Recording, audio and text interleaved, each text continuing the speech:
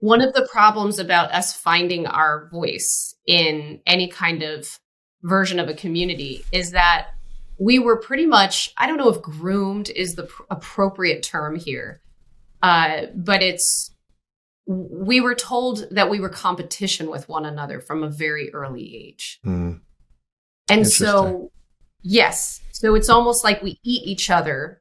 You're like pitted against each other. Yeah. Yes, very much. And it's something that none of us talk about, but it is one of the reasons why we don't come together and share our trauma and share our stories. What I've stumbled upon with this particular podcast is that, we don't have data because, again, I think the overarching narrative is that these are privileged people who have ruined their lives through their own hands. Not truly being trauma informed. There's no trauma informed care here when we're employing children, right? I mean, I think when people ask me, would I put my kids in the business?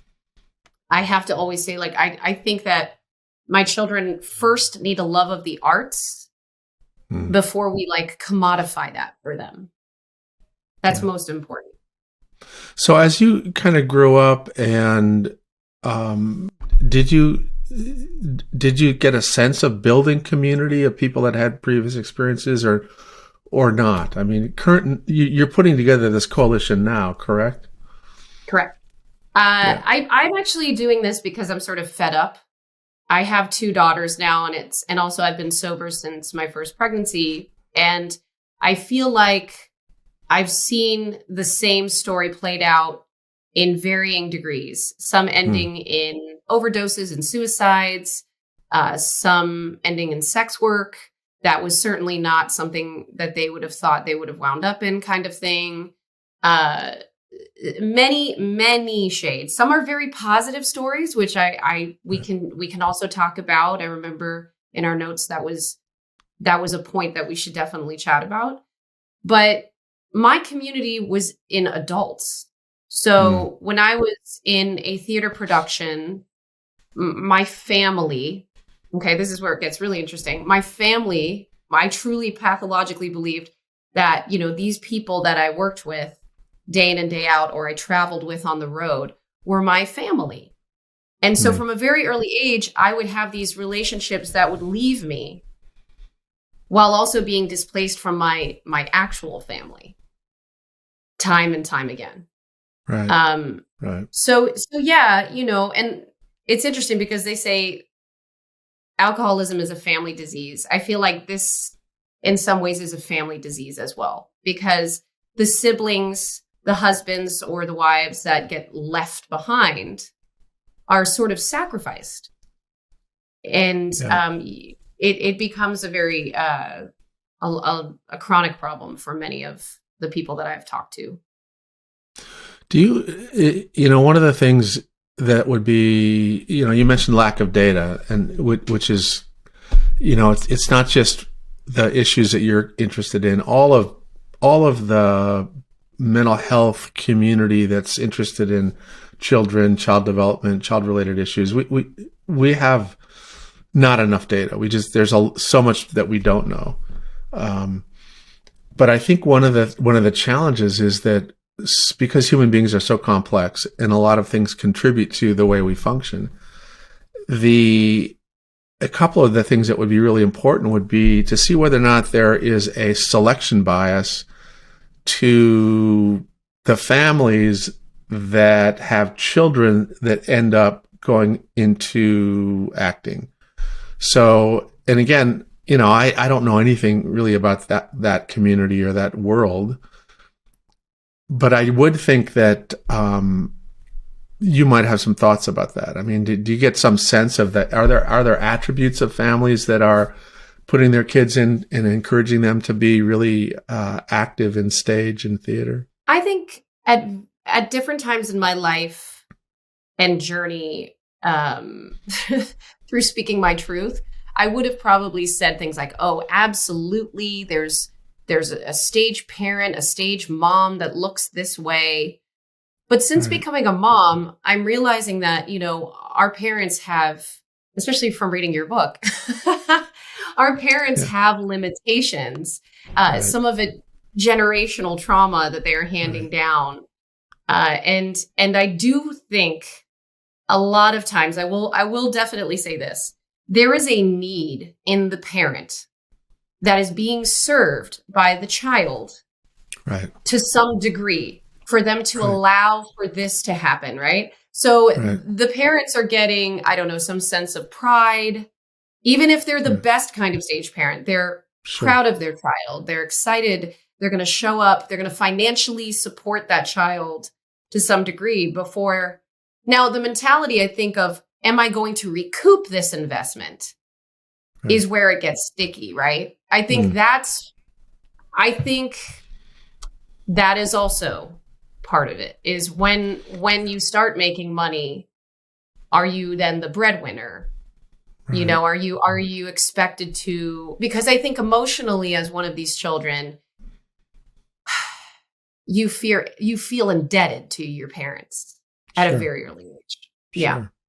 Sure. It's interesting as you were talking about this, Christy, we do a lot of work in sport and in sports, and there are parents in sport who live through their children's accomplishments. And there are ways in which that's done in a very toxic, way. They push. And then there are ways where it's pretty healthy and they're supportive. And so I would suspect that it's similar, that there's a range of ways that families manage how kids get into the theater. What you said earlier really struck me as such an important thing, is that if you look at somebody like Tiger Woods, for example, who was a child prodigy in sport, and his father helped him learn how to do it and facilitated that, but he never really pushed him. Tiger Woods wanted to be on the golf course, practicing. Same with Michael Jordan. His parents didn't push him. Mm-hmm. He just had this internal drive. He loved the sport. He went out and did all the work. And so the combination of kind of a present and supportive parent with a highly motivated child can actually be a good combination, Absolutely. But then there's the examples of the child who has talent or promise, but maybe not as much interest. They don't want to. That's not the only thing they want to do. Mm-hmm. But if you have a parent that then pushes them out of all the other sports and says, "Oh, you're going to do basketball only," and these kids burn out. I mean, we see this all the time in kids that end up wanting to do lots of sports and they're really good swimmers, but their parents want them to go to the Olympics. So they just push. By the time they're 14, 15, they might be good enough to almost make the Olympics, but they hate swimming. Mm-hmm. And I'm curious, does that happen in acting as well? Absolutely. It does happen quicker than they realize, actually. And then I think, my love of this industry is only potentially, there's grains of it that I've held on to because I feel like I did always have an interest, but that interest was, like I say, commodified. It was sort of exploited, I think. Right. Not by, not by the people I worked for, not by networks. That's not what I'm talking about. It was more or less the industry's way of, what are you going to do? It's an adult industry. It's an adult working environment. It's many levels of it are very demoralizing. Let's just put it that way. Yeah. And like we mentioned before, dehumanizing.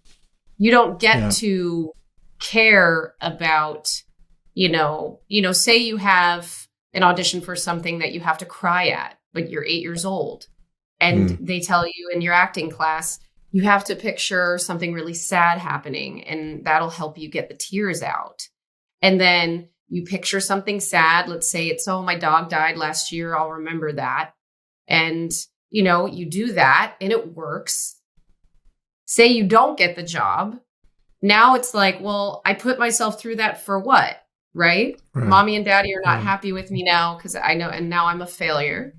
Or say you do get the job And now you're expected to relive that experience every single time so that you can quote unquote hit your mark. Right. So those are interesting. very dehumanizing experiences. Thanks so much for checking out this clip for the Vulnerable Podcast. For the full episode, go ahead and check out my YouTube channel. That link is in the description. Thanks again.